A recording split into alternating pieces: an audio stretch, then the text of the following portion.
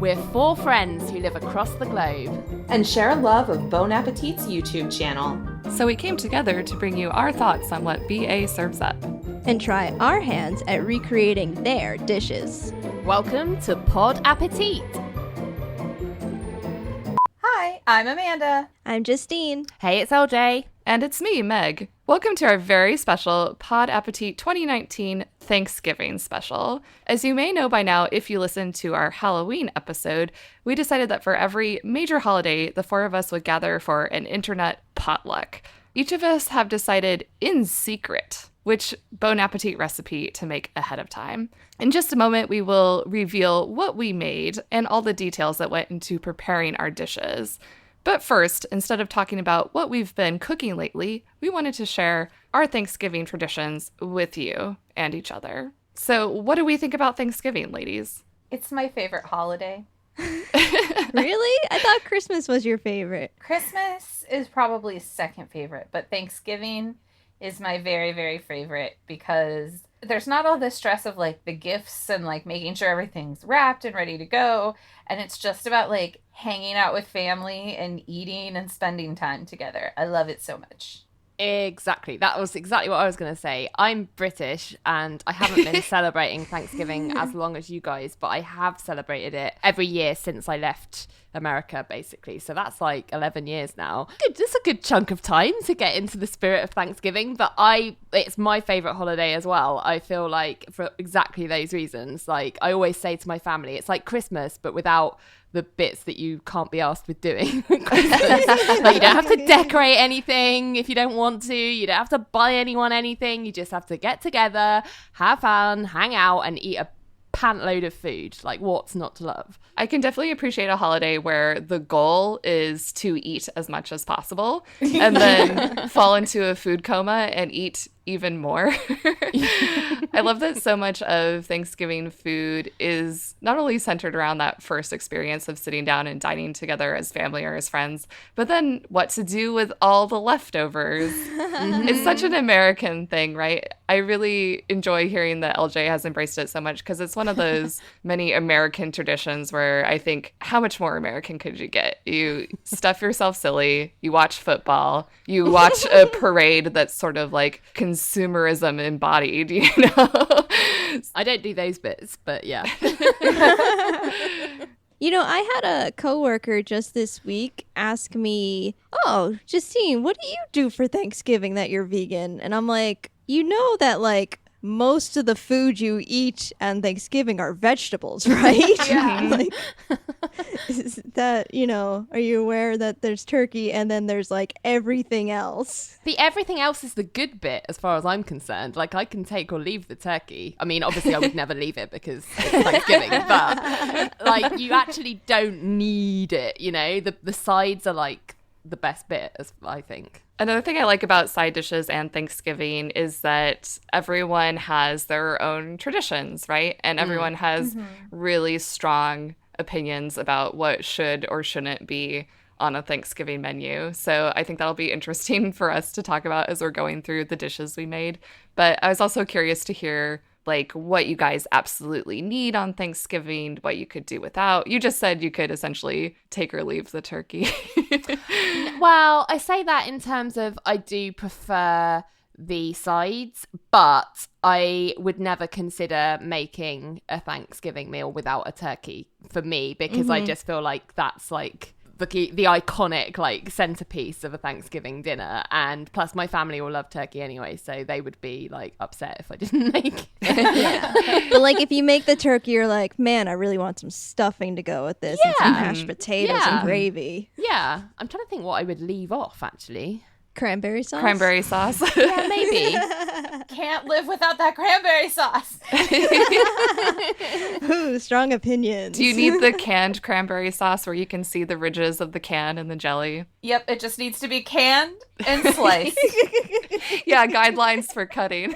We don't have that. We don't have that kind of cranberry sauce available, at least not readily available in the UK. So I've always made my own, which has been fine. And I do put it on my plate because I've gone to the trouble of making it. But it's one of those things that I do because it's like meant to be there, not because I'm like, yeah, cranberry. Yeah. You know what I mean? Yeah, like it doesn't exist any other type of year. No. And then Thanksgiving Yeah. comes around, you're like, oh, cranberry sauce in a can. Okay, I guess since it's LJ, Thanksgiving, let's eat it. I may need to send you some of this canned cranberry sauce so you can experience Yeah. the delight of it.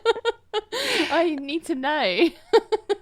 That's another great thing about Thanksgiving that makes it special is we've all mutually agreed that we're not going to eat these foods during any other time of the year, except for Yeah. mashed potatoes and Yeah. perhaps like turkey breast on a sandwich or something like that. What are your like traditional sides that you guys have to have? So I would describe my ideal Thanksgiving menu as the turkey, obviously, mashed potatoes with turkey gravy, green bean casserole. And green bean casserole to me is kind of like the canned cranberry sauce. The less fancy, the better. You need the canned green beans. You need the canned cream of mushroom soup. You need the fried onions from a jar. Yeah. That's actually one of my favorites. I really like yams or sweet potatoes roasted with the marshmallows on top. Yes. Personally, I like traditional stuffing with the white bread and with giblets cooked in the turkey and then, extra cooked on the side. Optional cranberry sauce. And some years I really like to have a dinner roll, but I feel like the stuffing fulfills the carb/bread requirement. yeah. And sometimes I think a roll just takes up too much real estate in my stomach. Oh, my nephew would disagree with you. My nephew Keegan, every Thanksgiving, like literally we have to go stop eating rolls because he'll just like keep eating them, and then he'll be like, just like put the roll basket next to him and just like slowly grab more and more rolls throughout the meal. Because they're just like air butter, buttery deliciousness. Air butter. Butter. Right. Yeah, the more butter, the better. And I absolutely have to have pumpkin pie. I know I've said on the podcast before that Right. pie is not my favorite type of dessert, and in general, it's not. But I fucking love pumpkin pie with a lot of whipped cream. Get it? Ooh, yeah. Yeah, right? I always make corn casserole. That is what I bring to every Thanksgiving for our family. It's my grandma's recipe. I've tweaked it a tiny bit and made it very much my own. And what's funny, like Meg, that you said, like, we agree this is the thing that we eat at Thanksgiving and we don't eat them the rest of the year. Corn casserole is actually the thing every family, like, meal, like Easter, Christmas, anything like that. They're like, so Amanda, are you bringing corn casserole? Well, that's nice. It's like a family tradition. Yeah, it's Yeah. definitely a family tradition. For me, the other sides you need, obviously, canned cranberry sauce. For me, I don't really like green bean casserole. I'm sorry, but my favorite is broccoli and cheese casserole for Thanksgiving. Oh. Your Thanksgiving just sounds very Midwest. Probably, yeah. As I said, the aforementioned rolls, I didn't, until I started dating Jeremy, I didn't know my mother-in-law, and I like this, she always has crescent rolls at Thanksgiving. Oh, yeah. For me, cornbread stuffing is my favorite stuffing. Yeah. I like the cheap-ass stovetop cornbread stuffing. So delicious. I think my menu is exactly the same as Meg's with Yay. just the addition of roasted Brussels sprouts. Oh, yeah, those are good. Oh. Yeah, that's what I make. And I actually have like a good sentimental Thanksgiving childhood memory to share. Yeah, Aw. share it. So when I was little, the side/appetizer I was in charge of were these vegetable cars. Cars? Like Cars? cars. You know, like 4-inch celery sticks, Oh, celery yeah. pieces with peanut butter in the middle. You put carrot rounds, toothpick to the sides as wheels, and then little olive people. Oh, And I made, no, like we really started making it like when I was in kindergarten. I like made it. It was like that was my job. And my Pepe, who's my dad's dad, would come over, and like that was his favorite. You know, he was always like, I gotta come over and eat the cars. You know, because they're Justine's. And that's so nice. And that's what I thought about like earlier this year. He passed away, and I'm like, oh, this is like such a precious memory I have of him. Which is like he'd come over for Thanksgiving and eat my cars Eat that your I made. cars. Oh, Do you that's still so make them sweet. now? I made them a few years ago, but they're a little too underappreciated and I a think- little bit of work. But yeah. 'Cause everybody's like, raw vegetables. I'm like, but there's peanut butter. And they're shaped like cars. Yeah, exactly.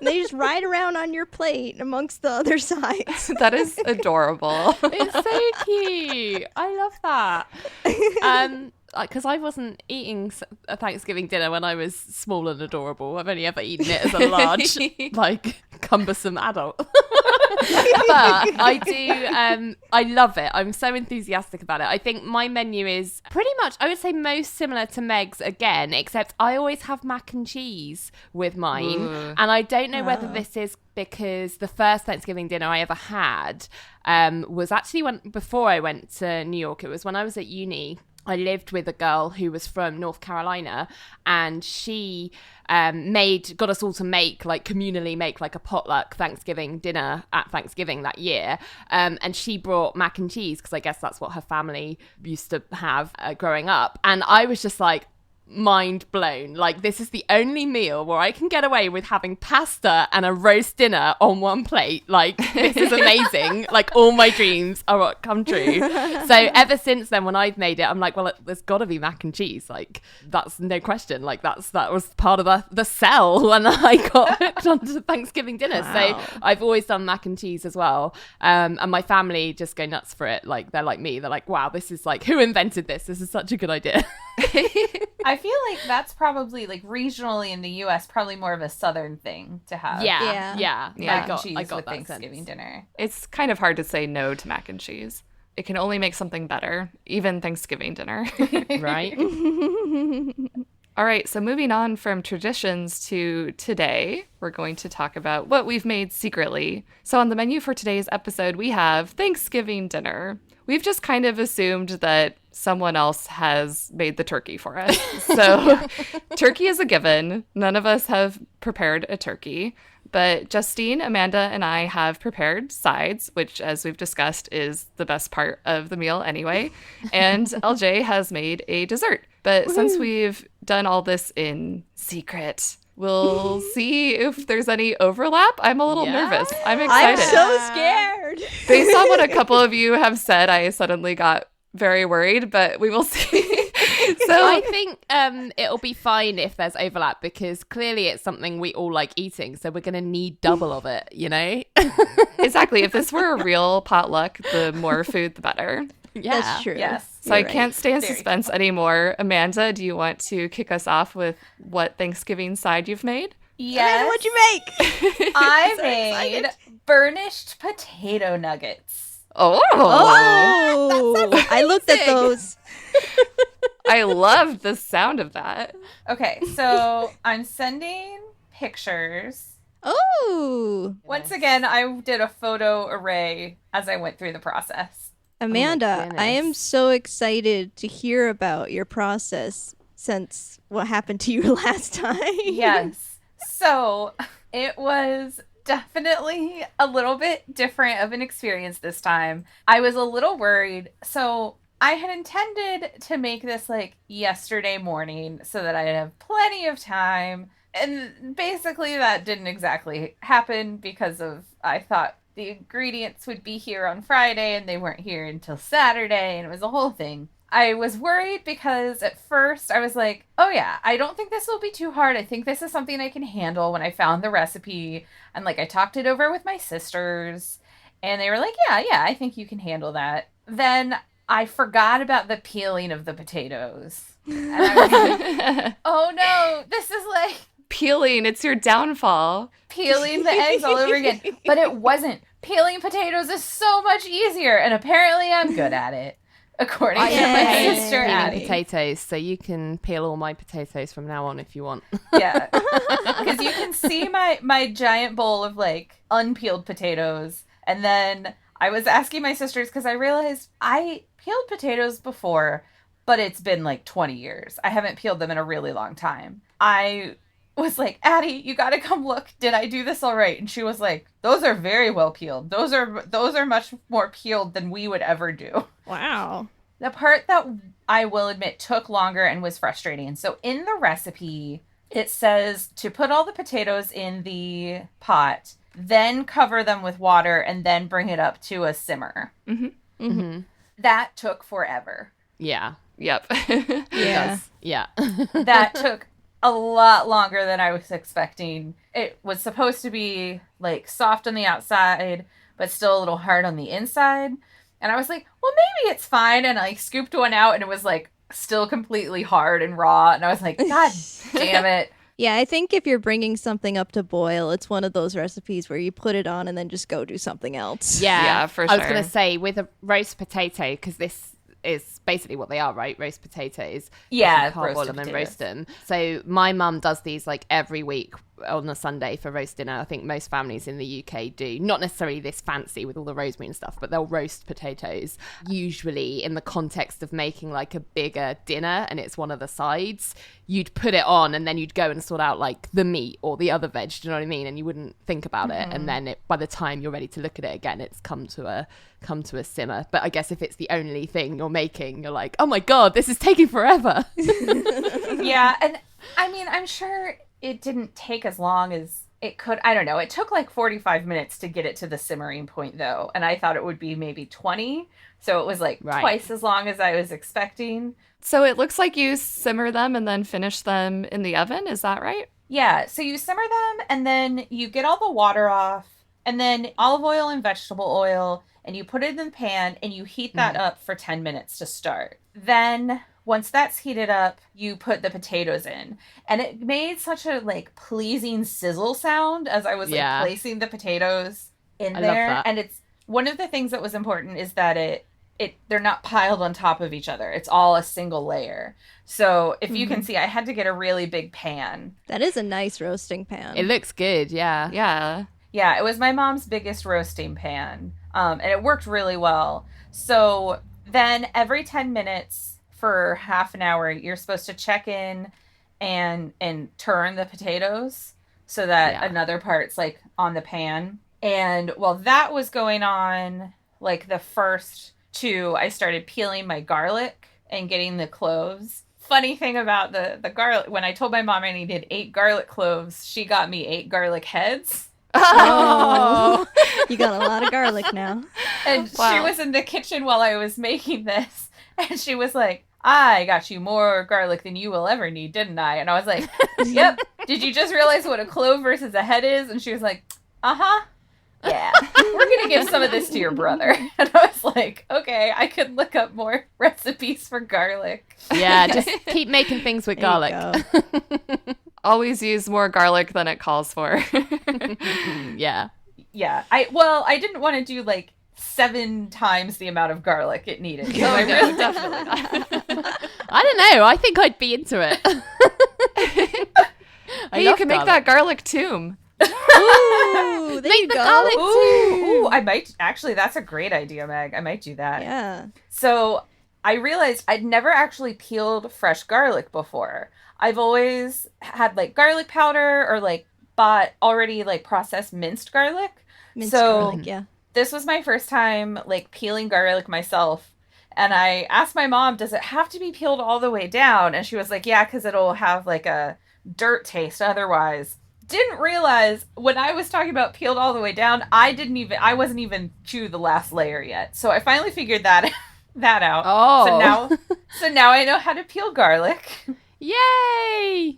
And the last 10 minutes before the half hour was over, I went ahead and it was supposed to be slightly crushed garlic. So I got to pull a Brad and like release the Allison. Release the Allison! Release that Allison. It was so exciting. I felt like a real cook because I was slightly crushing garlic and it was working. And it was so exciting. After that half hour, you toss in the garlic cloves and 2 long sprigs of rosemary. And you put it in the, toss it in with everything. Oh, I did have to, because the potatoes weren't browning as much as they should have. I had to take it from the middle rack and put it on the top rack. And I did have to bump the oven up a little bit higher, which it said in the recipe if it's not browning to do that. So Yeah. You should do that. That's good. And then I put in the rosemary and the garlic, and then the whole house started to smell amazing. Mm-hmm.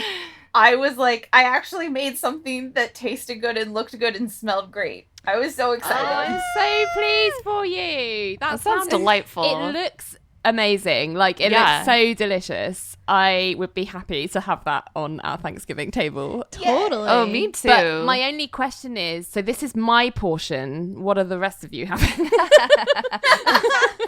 It is 5 pounds of potatoes. I could do it. I could do Wow. it. And I like that at the end, you don't get rid of the rosemary and garlic. You just put it on top of everything. Yeah. It looks really pretty and delicious. It looks beautiful. I love that this is kind of our riff on mashed potatoes for our own Pod Appétit menu. I think it looks lovely. Yeah. It's vegan. Oh, Yup. yeah. Oh, it totally nice. is. That's cool. That's what I'm saying. I'm like, people eat vegan all the time. They do not know. Right. Yeah. I was trying to pick something this time in particular because my deviled eggs were most definitely not vegan. So I was like, this time I need to have something that Justine can eat. And my mom did come in when we first started our call and was like, the only thing I would do differently next time is use butter instead of oil. Butter, though, the oil makes it crisp up. The butter Very won't crispy. crisp it up in the oven as well. And I do have to Yeah. say, the crispiness, I was surprised and really like soft and mushy on the inside. Yeah. I was just like, I had no idea I could ever do anything that would turn out that way. You did it. I did it. Yeah. Seriously, this was such a win compared to compared to I'm so Halloween. pleased. It was so exciting. Yeah. That's awesome. Yay. Happy Thanksgiving. Yeah. And It's a Thanksgiving miracle. Miracle. Yeah. I thought everybody does mashed potatoes, but I wanted to do something a little bit different for our No, I like yeah, it. Yeah. Oh, totally. It's the BA. and it's a Chris treatment. Morocco recipe. Yes, Oh, I saw that. Chris. Well done. Good old Chris. Would you make it again? Yeah, I definitely think I would make it again, especially now that I know how long it takes to bring the potatoes up to simmer. Because that was one thing my mom kept going like, well, didn't you boil the water first and then put the potatoes in? And I was like, no, it very specifically said. And I have a feeling like that's because it has to do with how much, I don't know, like how it heats up or whatever. Yeah, a meal explains it in every way to cook a potato. Yeah. One other thing I think I would do differently is maybe season a little bit more with the salt. I definitely made sure I was salted generously, but I think I could have been a little more generous. I have a little tip for you because I didn't realize until you said at the end that the garlic gets crushed anyway.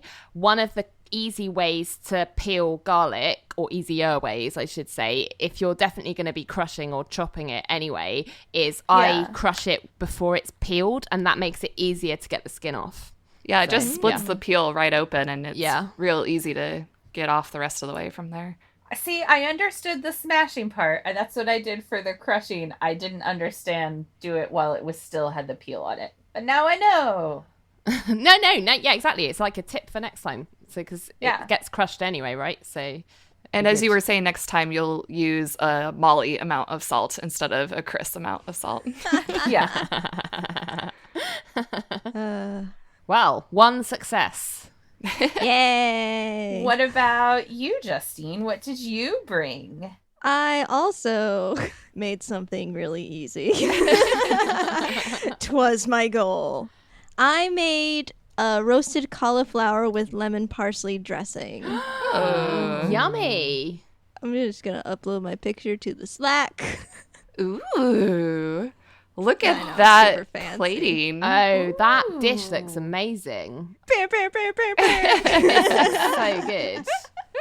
Oh, Justine, you like made it look fancy like it's in a magazine. Prop Yeah. stylist, Justine. Come at me, Photographer, Justine. Food stylist, Justine. Aw, You got like guys. these little burnt bits, which are so crispy and yummy. This looks, I don't know what the rest of you are having, but I'm eating all of this. I like your picture better than the one for the recipe.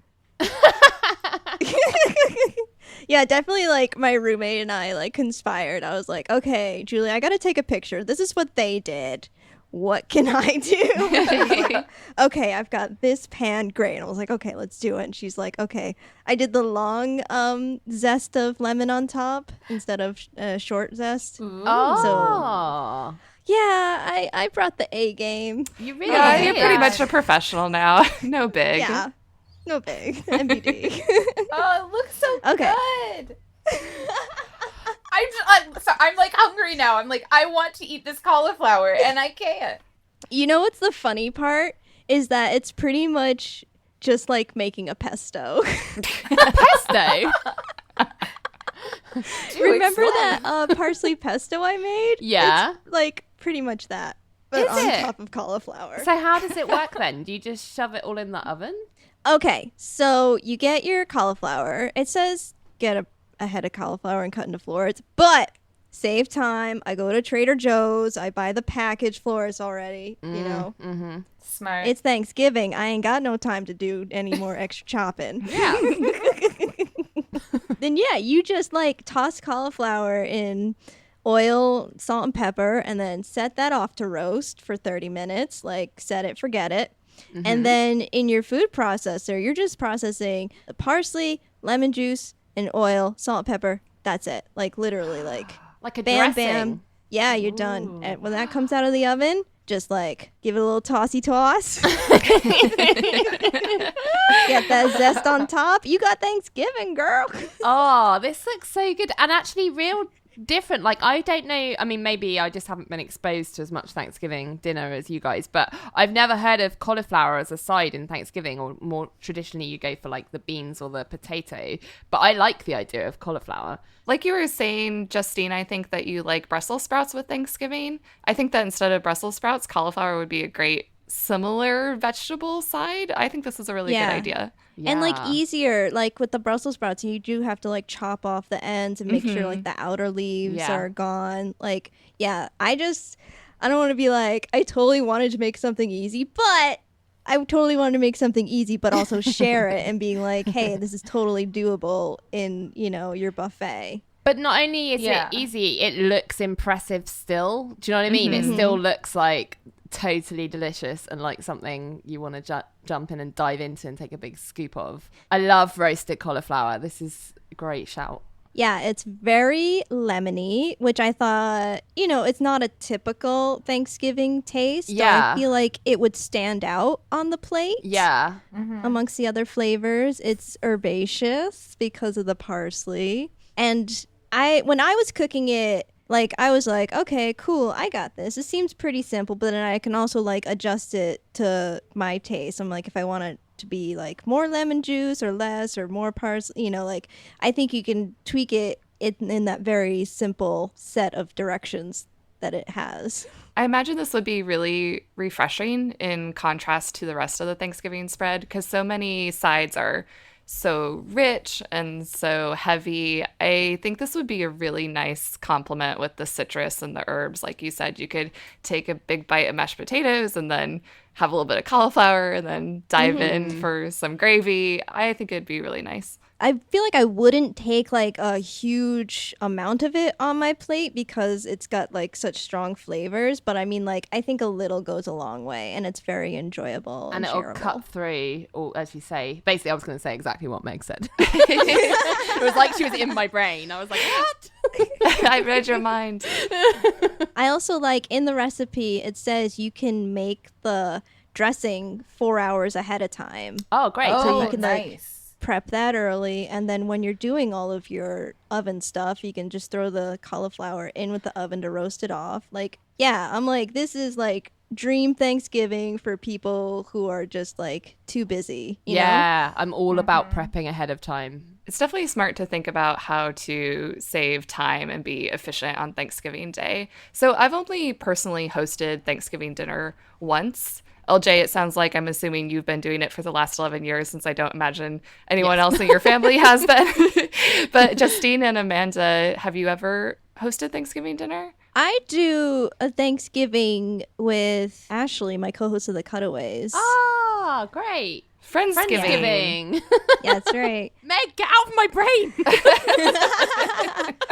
She also is such a dear. Like, whenever I go to Ashley's and we're like eating together, she's like, I got the vegan butter and I got this and I got that and I got the vegan sugar. And I'm like, it's all good. You don't have to like.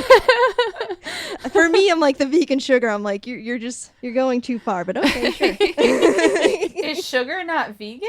No, sometimes it's not. It's bleached through animal bones occasionally. Yeah. Oh, Amanda's face. She's like the exploding head emoji. Yeah. I mean, like, yeah, that's something for someone who's really strict to consider. I'm not that strict. I just really just stay away from dairy and meat, you know? So, like, yeah, this was also a BA vegan recipe. Of course, not really. I don't think they list too many of their recipes as vegan. They're more likely to add the tag healthy-ish because that's their branding. Is that annoying as a vegan? I've always wondered that. Would you rather they tagged it so it was easy to find stuff? I think what they're doing is like kind of things going forward. They've added a vegan tag, but Right. like retroactively. But since they have so many recipes, Oh, it of is a bit course. hard. Yeah. So I wouldn't search the BA site for vegan recipes. I would search more likely for vegetarian recipes or just Yeah, whatever yeah. ingredient you want to make or the idea that you have, and then you'll stumble upon one that is already vegan. Yeah, it's a little annoying, but like I think since they've been around for so long, it's just hard to like retroactively go back and tag, you know? yeah. Get an intern to do it. And classic question, would you make this recipe again? Oh yeah, totally. And I'm pretty sure my roommate is begging me to make it again too. I feel like that's always the test that I make it, and my roommate comes out and she's like just about to leave to go off and have dinner with her friends, and she's like sees me taking a photo of it. She's like, oh, have you tasted it yet? And I'm like, no, not yet. She's like, I'll get a fork. Or a spoon, like Chris. Yeah. She's like, here. She actually tasted it before I did because she was just like, oh, that looks good. Let me see. I'm like, oh, okay. What do you think? As long as she didn't taste it before you got a beautiful picture. Right. I know. I was like, picture first.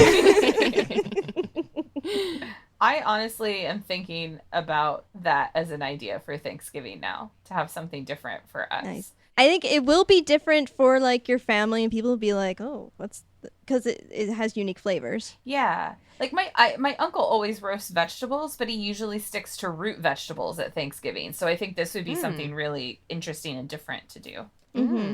I like cauliflower because cauliflower is kind of like tofu. You can flavor it anyway. It's a good base for absorbing flavors. Yeah. So I can't wait to hear what Meg's got to like round out the sides. Oh my god, yeah. Well, in contrast to Justine's simple, beautiful recipe, I have something way too complicated. Yay! I like the way we're all on brand.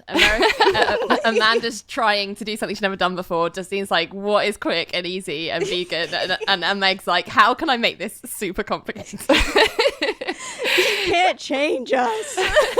We're too set in our ways. So I've made cornbread stuffing with sausage and corn nuts. Stuffing! Wow. Say it again. I can't process that. I saw that recipe and thought, oh, I want to eat that. Oh, that's way too much for me to handle. Oh my gosh, it was a lot of work. I'll get into that in just a moment. I'm sharing photos and the recipe in Slack now. Oh my god. I love stuffing is my favorite, okay? Oh, wow. I love the look of it. Oh, I'm so excited by this. Ooh. All right, so there's a few reasons why I decided to make this. One was not really so much a reason as just procrastination. So I waited a really long time to decide on a recipe, and lo and behold, they started releasing the Making Perfect Thanksgiving YouTube videos.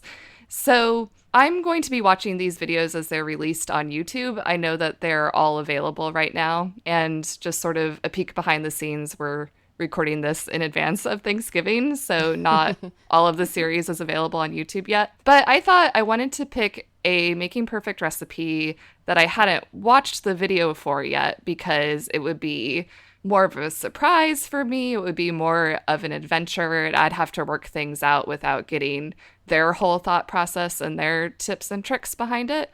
So that's one reason why I chose the cornbread stuffing, because the video wasn't out yet. And it's a Chris and Rick collaboration recipe. Oh, yeah. And as we've learned from our podcast, I myself am a combination of Chris and Rick, apparently. So I thought it would be the perfect recipe for me. Another reason is that I love cornbread. Like Justine, I love stuffing, but I don't particularly love cornbread stuffing. So I wanted to find something that like changed my mind, you know, like prove me wrong type of thing. And the final reason is that they also released a recipe for leftover cornbread stuffing fried rice. So I loved that they had worked into the thought of leftovers in the creation of this recipe as well. And let me tell you, I do have leftovers. Oh my God, I love every single one of your reasons. Yeah. Yes. So in this recipe, it's cornbread stuffing, and it says that you can use store-bought cornbread. And in the theme of overcomplicating things, I made the cornbread myself instead, because they also... Of course I did. They also helpfully suggested a Bon Appetit buttermilk cornbread recipe that they said they had developed specifically for the purposes of making into stuffing. So I thought, well, that sounds perfect. So I made the buttermilk cornbread itself the day before, and then the next day I made the stuffing. I halved the recipe because it serves 8 to 10 people, and it's not really Thanksgiving. It's just myself and my husband. So so even that is a pretty big amount of food. But inside the stuffing is the cornbread. Obviously, you've got your traditional onions and celery, but then it also has jalapeno or Thai chilies. I went with the jalapeno instead of the Thai chilies. I just thought that might be more to my liking.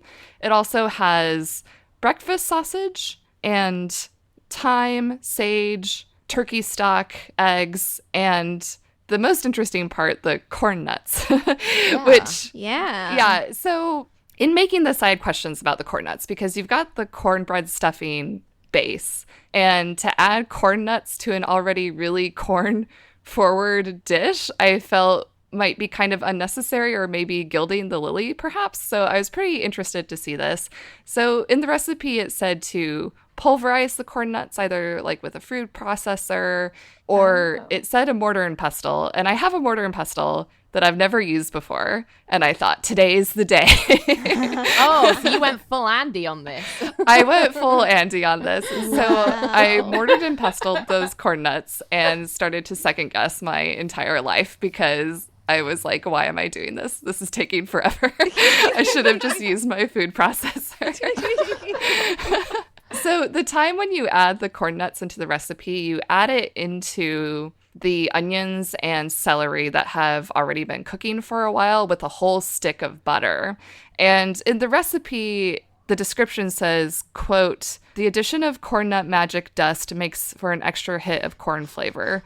We bloom the pulverized corn nuts like spices, bringing out all their earthy, funky, wonderful corniness." So that's what the recipe says, but there was so much moisture with the onion and the celery and the butter that I felt like the corn nuts just sort of became a mush with the vegetables. I think there was so much moisture that I didn't really get that kind of toastiness that I feel like the recipe was describing. So I don't know if I did it incorrectly, or if maybe I was just unable to get the desired effect somehow. But so in the end, after it was all cooked, I wasn't entirely sold on the corn nuts. They just sort of seemed to disappear with the rest of the corn. I really liked the addition of the sausage. This is something that I'll be really interested to see in the video, because it just says breakfast sausage. And there's so many different kinds of sausages that I was thinking, well, breakfast sausage could mean something breakfasty, like maple sausage, or do they want chicken sausage? Do they want pork sausage? So there wasn't really any sort of direction as far as the sausage went. So I just got uncooked pork sausage in casings that didn't have any additional like strong flavors and cooked that up and broke it up into pieces. I'm not sure if that's what they intended, but I really liked it. The stuffing overall was pretty moist, but the sausage was particularly juicy and added these nice bursts of moisture and saltiness. So I really liked that. It was quite tasty and savory, and I would take a bite and be like, oh yeah, this is okay. And then I'd find myself just eating more and more of it. So I'm not sure if it's converted me to cornbread stuffing. I enjoyed it. It was a lot of work. I don't know if it was worth the effort ultimately. I'm not sorry I made it because it's pretty tasty and I have a lot left over. And since it's sort of reminiscent of breakfast to me anyway, I think I might use leftovers with maybe like an over easy egg on top and just eat it for breakfast or something like that. I feel like everything you make, Meg, for this show, you always end up eating it for breakfast. Yeah, cake, anything. I'll eat anything for breakfast. But yeah, so it didn't scream Thanksgiving to me ultimately, but I enjoyed making it. So, like you said, Meg, you don't know if the effort was worth it. Do you think it's because you made the cornbread yourself too, or just all of it together? The assembly of the stuffing, even if I had gotten the pre-made cornbread at the store, even just making the stuffing itself, I felt was pretty labor intensive. I did make it a little bit complicated for myself by using the mortar and pestle, which took much longer than anticipated. But yeah, even using store-bought, I wasn't sure. There was a lot of moving parts going on when making the recipe. But that being said, I did really like the base cornbread, and I do think I would make just the cornbread itself again. It's a Molly recipe. It is a Molly recipe, yep. It's interesting because my stuffing that I make for Thanksgiving is always a cornbread stuffing. It's a Nigella recipe, and she does a recipe in there for cornbread. I think it's cornbread, cranberry, and orange stuffing, which is really simple. You do make the cornbread yourself, but I don't know if you find this, Meg, but actually making cornbread isn't actually that hard. It's just like no, mixing. It's pretty easy. Yeah. So that's really simple, but it's a completely different flavor profile of cornbread stuffing to what you've done here. So I'm really curious because it's like this is more meaty and I don't know, like earthy tasting as opposed to like fresh and zingy, I suppose, with the orange and the cranberry. So do you think that would work better in a Thanksgiving meal setting with everything else going on, or do you think like a different type of cornbread flavor would work better? I do like the recipe you've described. I think that cranberry and orange is kind of a classic flavor combination for Thanksgiving. I've had many cranberry sauces with orange zest or orange juice in it. Yeah. I do think that recipe you described has the benefit of more sweetness, as you said. I was kind of wondering if perhaps I had made the cornbread stuffing sweeter, if it might have worked better overall, because there was one alteration that I made, and that was actually cutting back on the sugar in the cornbread recipe because it felt like a lot of sugar to me. Right. And also, maybe if I had gone with a sort of maple-y breakfast sausage, that could have been another chance to add a little bit of sweetness. So I do think that could have been an opportunity to make it fit in with the whole menu a little bit more, perhaps. It is a little hard to judge a stuffing outside of the rest of the menu, I think. Yeah, it is hard when you haven't got everything else there. Oh, I think you did a great job. The pictures look amazing. Just it looks amazing, yeah. Stuffing just makes me happy.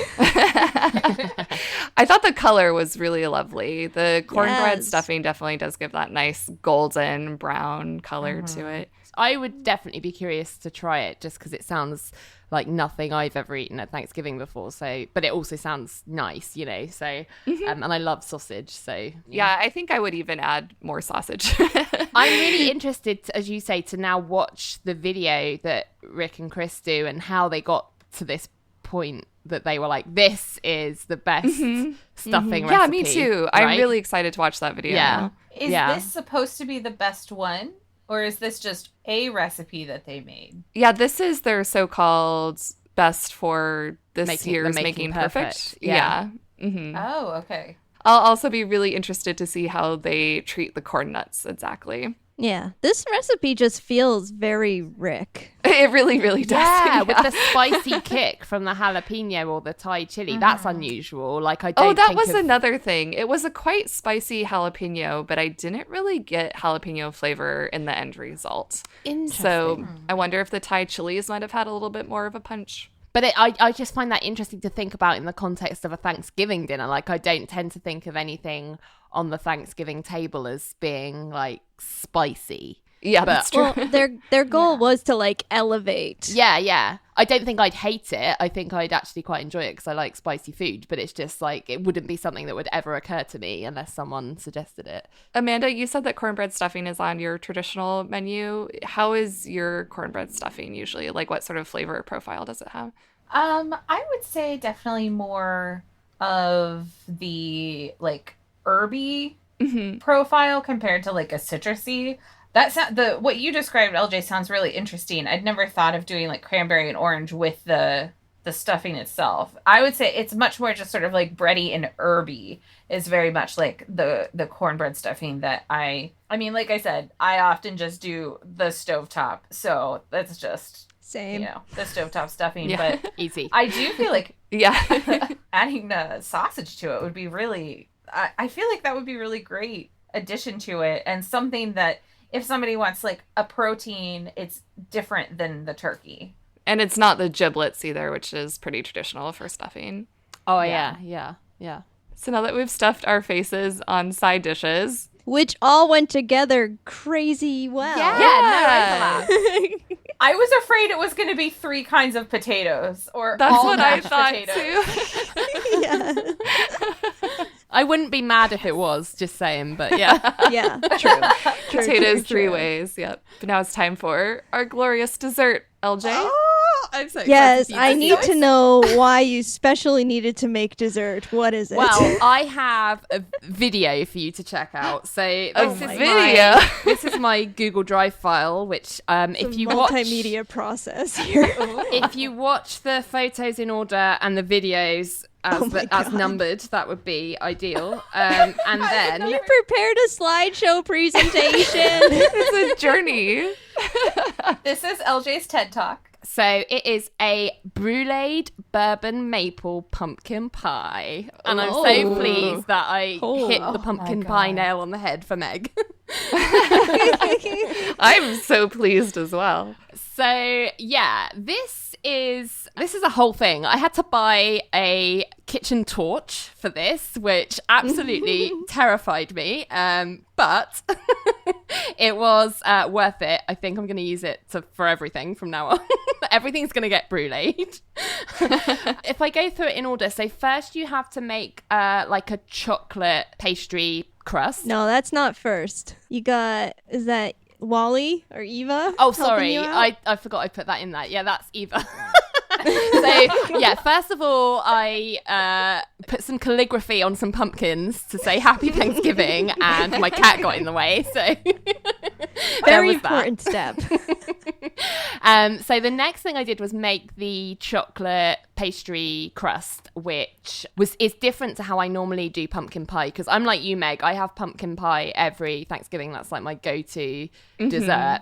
And sometimes I think about doing a pecan pie, but I always end up like scrapping that idea and going back to pumpkin, because I'm just like, I don't have it at any other time of year and I love it so much, so I can't pass up the opportunity to do it. So my pumpkin pie recipe that I normally do is very, very basic. It's just like plain pastry and then just like a sweet pumpkin filling, and then you put it in the oven and it's delicious, but it's just very basic. So I was like, how can I elevate this, as we've said? And then I found this recipe, or rather I should say Russ found this recipe and requested it, because he was like, if you're doing dessert, I want you to do this. So I was like, okay, fine. And the first thing I loved about it is that the crust, the pastry is different. It's chocolate flavored. So you make it with like cocoa powder. And it tells you to make it with that technique that we've seen Claire do and some others do in lots of recipes, where you stack the dough you cut it into 4 pieces and you stack it one on top of the other, then you smush it down and you do that like 3 times to get the layers. I was like, this is not how I have normally done my pastry before, but it works so well to make it such a lovely, tender, flaky pastry, because my pastry is normally a little like tough, and I think that's because I don't really know what I'm doing.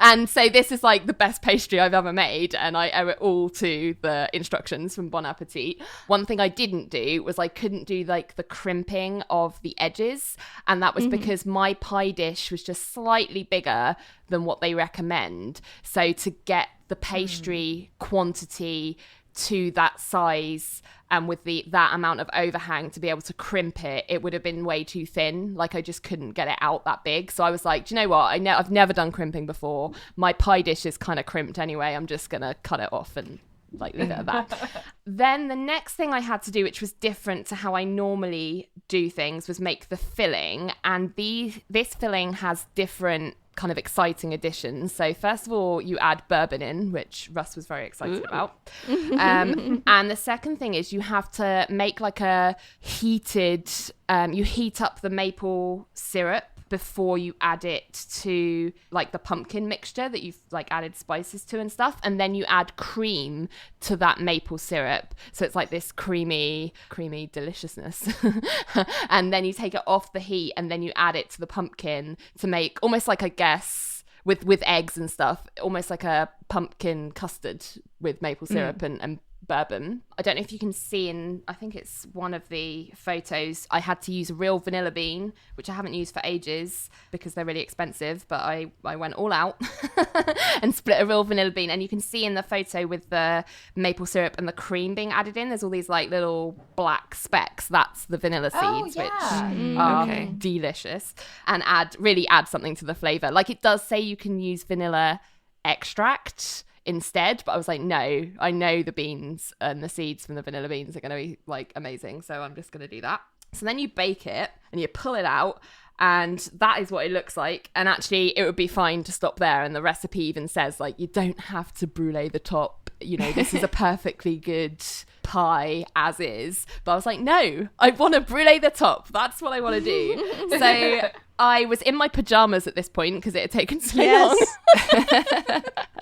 And Russ took a little time-lapse video of me bruleeing the top of the pie. I love this video. It's very satisfying to watch the sugar melt.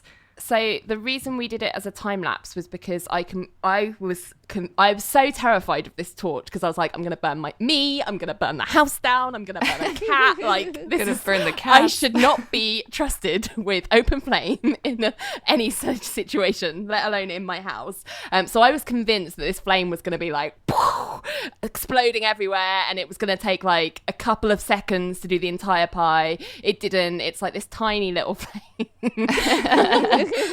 And it took like 5 minutes to do the entire pie. Like it really did take a while. So I don't know what I was so worried about. So, and at the end I did a little video of me cutting the brulee pie, because to me a creme brulee is one of my most favorite desserts. Anytime I see it on a restaurant menu, I have to order it, because there is nothing more satisfying than doing that crack of the brulee top. It's just, there's nothing like it. I'm like, yeah, sex is great, but have you cracked into a creme brulee? And so now I can say sex is great, but have you cracked into a bruleed pumpkin pie? Because if not, you have not lived. It is so satisfying. And yeah, and then we had it with cream, and it was fucking delicious. Nice. I was really intrigued leading up to your recipe, because you had said to us that you bought a special piece of kitchen equipment just for the recipe. And I thought, ooh, but that must have been the Brûléed torch, right? Yeah, it was, yeah. I think that the cream and bourbon and vanilla bean mixture looks so delicious. My mouth is literally watering. I would just drink that on its own, probably. This looks so good. Something that you haven't mentioned is that there's a Claire video that goes along with this recipe. Is. Yeah, and I watched to ask it. if you watched it. I did watch it several times because she gives quite a few good tips away, although she comes in right at the stage when she's already made the pastry, so I didn't get any tips, sadly, from her for that, but I feel like the recipe explained everything well enough, and I'd seen enough pastry videos to know what they were talking about from them, so that didn't worry me too much. But yeah, it was helpful to have Claire, like, anytime I wasn't sure, I was like, I'm just going to watch the video again. Aww. Claire's helping hand. Yeah, I felt so. And I liked it so much that I'm going to do it. I can't go back to normal pumpkin pie now, especially since I've invested in a torch. So I'm going to do this for Thanksgiving this year because I think my family will think it's amazing, and it's just clearly like so many steps better, like exponentially better than my regular pumpkin pie. So it's like, there's no question. But the question is, who gets the honored first crack? Me! The chef, definitely. I made it. It's no one's birthday. Like, the chef is the star, surely.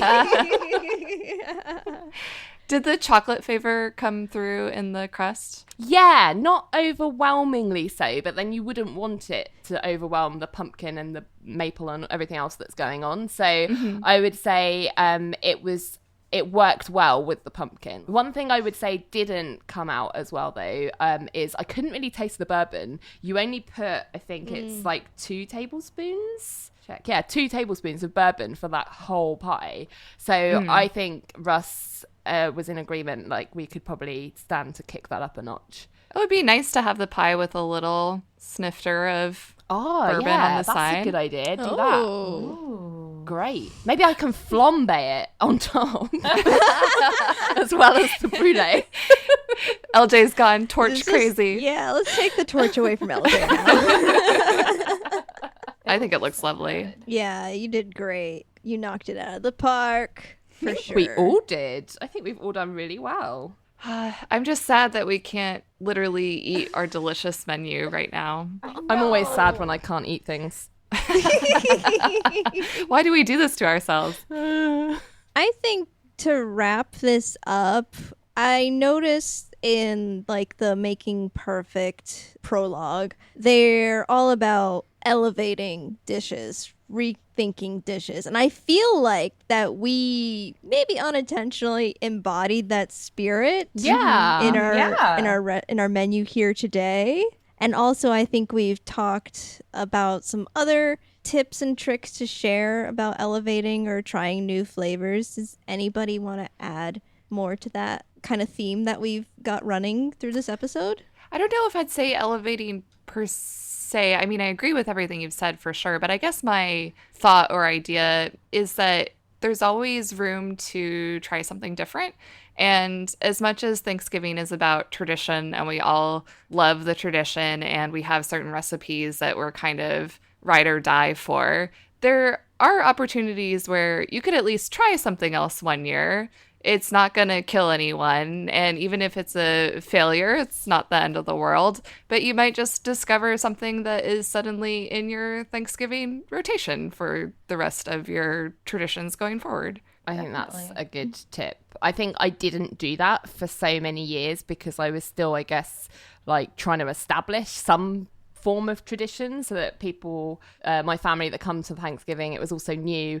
And I wanted there to be like a base level of menu that they got used to and were like, okay, this is what Thanksgiving is. But now I feel like we've done enough of that where I can be like, oh, let's try this new dish. And they can be like, oh, that's different. Oh, you know what I mean? So I didn't do that for a long time. And it's only in the last 3 years I felt like that it's established enough that I can now stray outside of that like core set of recipes. Yeah, I definitely agree with you guys. I already made my famous green bean casserole like a couple weekends ago just to be like, okay, I'm getting in the Thanksgiving spirit, let's do this. Like but then like I made it, it's great, but I've made it like nearly every year for the past like bunch of years, and I'm like, maybe I don't want to make it again this year, you know? Like maybe put it away for a little bit, you know? And also the thought of elevating certain recipes, there could always be opportunities to make something a little bit more homemade, but have it be essentially the same recipe. Just like, for example, the cornbread stuffing recipe. Let's say you've been making this every year using store-bought cornbread. You could say, oh, hey, this year I'm going to make the cornbread with a Bon Appetit recipe. And it'd still be the same dish at the end, but it might just have a little extra something special. Yeah. My other tip for elevating everything is to get a kitchen torch and just Set it all burn on fire. everything at the end. Burn everything to the ground. Wow. So is that how I should have done my burnished potatoes? Torch each one individually. Yeah. Emphasis on the burn. I'm curious, Amanda, do you have any new thoughts? Like, I feel like we're presenting a lot of ideas. I remember, like, yeah, you're like the cooking newbie, but like Yeah, your eyes are opening up. Definitely the cooking newbie. Like, always thought sugar was vegan. Yeah, like, this is definitely, I've never done anything like this with potatoes before. I've done instant mashed potatoes or just like a baked potato, which to me is pretty like a baked potato. And I am ashamed to admit it, largely microwave baked potatoes. So this is like, I don't know, just like all of this is very different. It's funny, I just happened to last week, LJ, watch the Claire video of the pie that you made. Yeah. And I'm like, I just watched this video and was like, ooh, brulee. And like, I ran across Meg's recipe when I was researching for mine. And I don't know, like, it's just, I think everybody has their traditions, but I think it's always fun to try something new or, you know, to bring something new. Like with my family, my extended family, my stepdad's family, he's one of 7 kids. And so like Thanksgiving is like the one time of year pretty much everybody gets together and like everybody brings a dish. And so I think it'll be, I don't know. I think it's always interesting when somebody mixes it up and it's not just the same thing and they bring something a little bit different. And then that becomes a new tradition. I don't know. I'm just getting so excited that Thanksgiving is almost here. So that's our Thanksgiving potluck. We will be sharing photos online, of course, and we absolutely want to know what you're making for Thanksgiving. So please let us know what you're making, what recipes you're exploring, what some of your Thanksgiving traditions are. We want to hear all about it, so please do. And don't forget to tune in next week where I will be making Claire's monkey bread. Woo! Happy Thanksgiving, everyone. Happy Thanksgiving. Gobble, gobble. Thanks for listening to Pod Appétit, a Bon Appétit fancast. We'd love to hear from you, so find us on Twitter, Instagram, and Pinterest at pod_appetit. And on Facebook at Pod Appétit Podcast. You can also email us at podappetitpodcast@gmail.com and find all of our episodes on our website, podappetitpodcast.com. Until next time, the test kitchen is closed. If you've ever found yourself scrolling through the recommended movies on streaming services and wondering if any of those are worth your time, I'm here to help. Hi, I'm Erica, host of Customers Also Watched, a podcast about movies on Amazon Prime. I started with one movie from my own watch list, and from there, each episode I grab a friend or two, and we discuss a movie from the Customers Also Watch list of the previous episode's movie. Follow on Twitter at CAW Podcast and Facebook or Instagram under Customers Also Watched. Available on iTunes, Google Play, Spotify, Stitcher, and Podbean. See you down the rabbit hole.